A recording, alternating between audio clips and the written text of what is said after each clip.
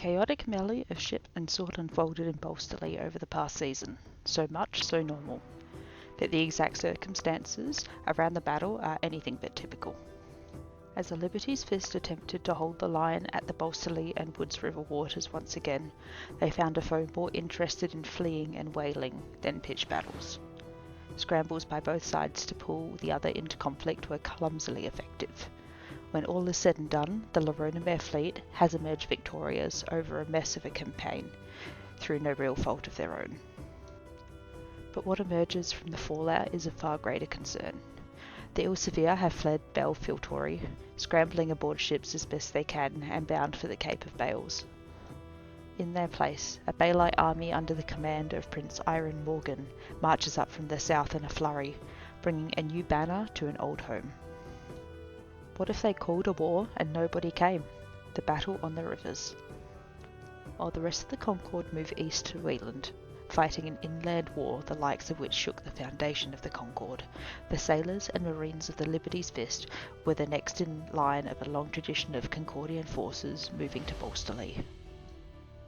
The season had waned, and the Marlins' latest set of attacks had all the wild abandon of the previous seasons. The Elsevier in the east more and more have replaced the stoic and silent eminence of the High Mind with maddening screaming, frantic violence, and snarling fury. But the number attempting to cross the Woods River and Bolsterley rivers and encircled Athelmere's Folly are even less than the years prior, allowing encampments of marines to hold the line and strike out at the aquatic monstrosities from the decks of skiffs and other river-going craft. The cause of the Elsevier's distracted assault became abundantly apparent soon enough. A dark grey Elsevier fleet snaking up the coast of the Bales and dropping anchor off the coast of Balfiltori. Scouting ships from the main bulk of the Liberty's Fist observed a chaotic mess of Elsevier forces boarding these ships, while other groups marched off onto the horizon, and even more slipping beneath the waves.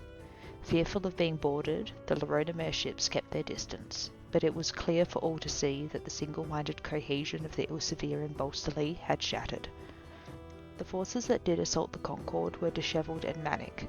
The Marines of Liberty's Fist held strong and even managed to spend much of the summer camped on the eastern banks of the rivers that divide Bolsterley and Balfiltori, fighting the Elsevier on enemy territory, cutlass and boarding axes in hand.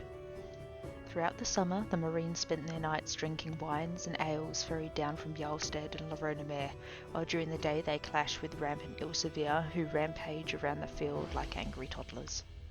Surely the enemy is dangerous, capable of slaying a soldier who is too carefree. But for any with at least half a mind for safety, it is a grand campaign of rest and relaxation behind a siege engine, all cutting new kill notches into their hilts. Elsevier bands can be found all over the land's east and of the Bolsterley River, scrambling through the hills and woods in groups rarely more than a dozen strong. These feral Elsevier are a problem for the variety of boroughs in the region, but hardly something that requires the presence of an army. Rather, it is the perfect opportunity for boroughs to test their mettle and blood their young militias against a foe dangerous but disoriented. What is for sure is that the time of the Elsevier in the western Low Valley is over, but questions abound as to why and what will replace it. Game information. There will be decisions and information regarding the battles in Bolsterley for the Admiral of the Liberty's Fist and the Senator of Bolsterley. Liberty's Fist has fought the forces of the Marlin in the Strange campaign. Normally single-minded Elsevier are instead divided. Like a drunkard of many minds, they wander the countryside, armed but confused. The strange circumstance means that the Marlin's forces inflict half as much damage as they expected to, but does facilitate the Elsevier taking other options. See the next paragraph. The Marlin's forces also suffer additional casualties inflicted not by the Concord but by the strange form of desertion. The Liberty's Fist fought well, if borderline leisurely, under the command of their Admiral Charles Lemaire. While no Concordian forces aided the large Lon fleet, characters from Bolsterley may have taken part in the campaign, and can tell tales of strange combats against a foe that is wild and murderous one moment, and then seemingly despondent and fleeing the next. Of nights around campfires with raucous Lon sailors, and a time at war that is about as pleasant as it gets. Eastbound and Drowned. But what was that Elsevier fleet doing off the coast of the Bolsterlea Bale border? Neither the Liberty's Fist or this new fleet, which was dubbed the Cetus by the sailors of Laronamere, were particularly interested in a battle at sea. After an Elsevier destroyer, those half-jagged, half-submerged spear ships sunk a Laronamere sloop Torchrunner, both fleets left each other alone, but observed. What they witnessed was a fractured evacuation. Those Elsevier that still moved with purpose and silent vigour boarded the vast war barges of Cetus and stood silent. Such was the strangled effort that sailors swear on the sphere, that they saw hundreds of Elsevier simply walk into the sea, missing their ramps or skiffs in their mindless march. After all was said and done, it is likely that somewhere between 3,000 and 4,000 Elsevier boarded the new fleet, which began to depart as swiftly as it had appeared.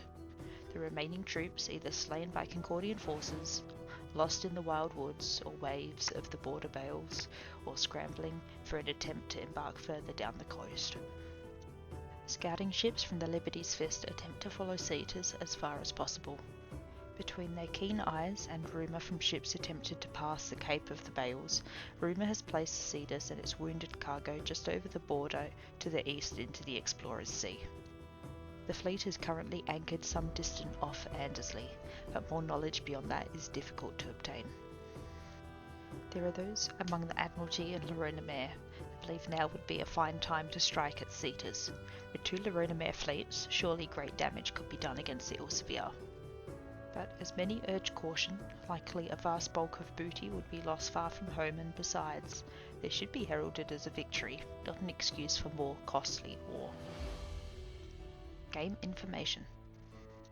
The Marlin, thanks to the strange circumstances of its attack this season, is able to act early. The force has boarded a fleet and sailed to the Explorer's Sea off the eastern coast of Esterra. There is no longer an organised Elsevier force in Bale Filtori. After years of fruitless attacks against the Concord, it seems that the Marlin was finally driven mad by Concordian stubbornness and skills at arms. Bravo! As stated above, feral Elsevier can still be found across the region. These forces are varied in size and countenance. While still impossible to communicate with, players are invited to use these bands as hostile forces in their tales of adventure or in sanctioned events set in Bolsterlea and the border bales. As for what the future holds for the Elsevier in the east, only time will tell. But in the interim, there is a celebration in Bolsterlea. Businesses, mines and herb garden investments in Bolsterlea will find that they have produced as if they were 1 tier higher this past season, as businesses to a booming trade. Herb gardens find supplies previously earmarked for the war effort back in their own hands, and mines find their labourers free to return to work.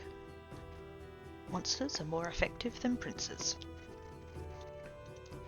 While Concordian planners look on an empty region ready for the retaking, their hopes of simple reconquest has been swiftly dashed.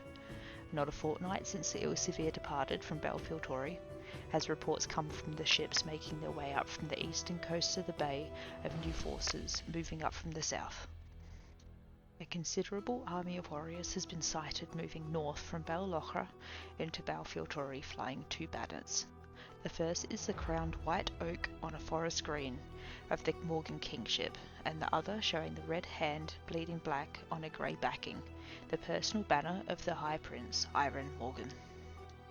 Since the collapse of the Twin Blade Confederacy, the Concord has had no contact with either the man styling himself as King Alabaster Morgan, High King of the Bales, Holsker van Varden, and King of Lochra, or his son. What rumours escaped the Foreign Service during this time told tale of a morose and brooding father bearing deep ancestral scars against the valley.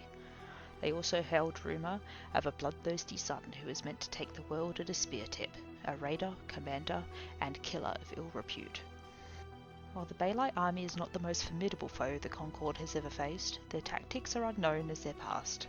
Concordian warmakers who are hoping for a simple southern expansion will find their dreams shackled by the High Prince Iron Morgan, known as Iron Falsehand. Game information. There will be decisions and information about the Baelites in Balefiltori for the High Reeves Council, the Senator of Bolsterlea, and the Concordian Consular. A The Baelite army has taken the first steps into Balfiltori. If a Concordian army were also to enter Balfiltori, they would have the choice between engaging the Baelites or attempting to consolidate their control without conflict. For more information about Concordian options in Balfiltori, see Great Empires are not maintained by timidity. That concludes my reading of There Are No Kings Here, The Battle of Bolsterley. Thanks for sticking with me, and I'll see you next time.